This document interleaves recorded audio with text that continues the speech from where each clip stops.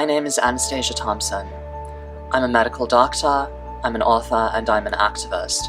I'm also a queer transgender woman. My story of change is one from the other side of the bed.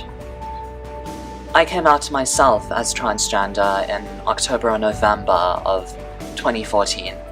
At the time, I was working as a general practitioner in a cozy little private practice in the northern suburbs of Johannesburg, South Africa. And I had a painstaking conversation with myself where I understood that I was different. Not just that, but I knew that I needed to transition in order to survive. And I knew that in order to do it, I was going to have to seek help. My first experience as a trans patient was with a psychiatrist in December of the same year. I sat in his office and endured 45 minutes or an hour of questioning, and I was perfectly well behaved. I answered every question. I was demure and polite. I only recognized after the fact that a lot of those questions had been intrusive and invasive and wholly inappropriate, but I was desperate to seek help, and that was the only way to do it. Eventually, he referred me to a psychologist. I understand that he had a very specific idea of the mold and the pattern that a trans patient was supposed to fit, and clearly I didn't fit that bill.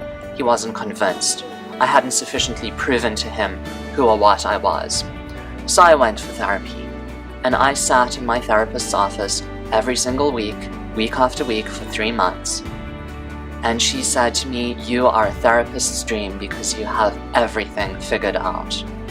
And I knew that because transitioning is not a decision that one takes lightly. It disturbs everything in your life. Your career, your relationships with family, with friends, your community, your religious affiliation, everything. Transition turns it on its head. So of course I thought carefully about it, and I had it figured out. But I played by the rules because I was desperate to get help. After 3 months of hearing that I was a therapist's dream, I insisted on a referral back to the psychiatrist.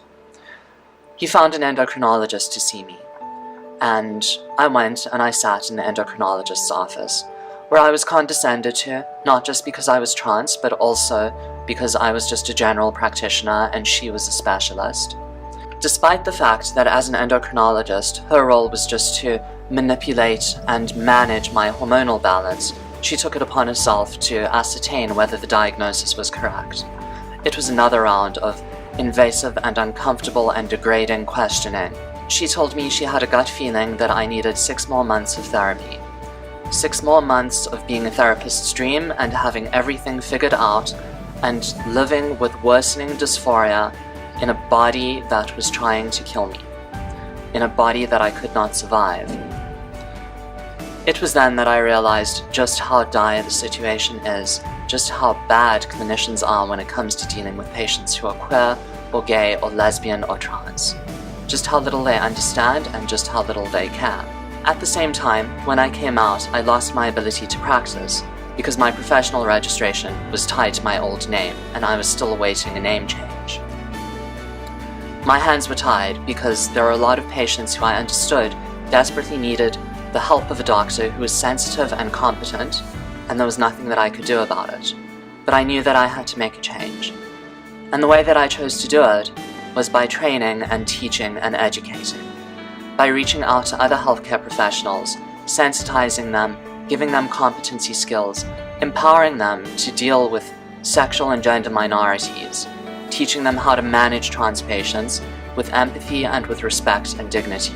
COC made it possible for me to make a difference by allowing me a platform from which I could reach out to healthcare professionals, doctors, nurses, social workers, psychologists, to teach them, to sensitize them, and to empower them so that in all of their encounters with patients, they will be safe and competent and caring, so that those patients will have a safe space where they can access care.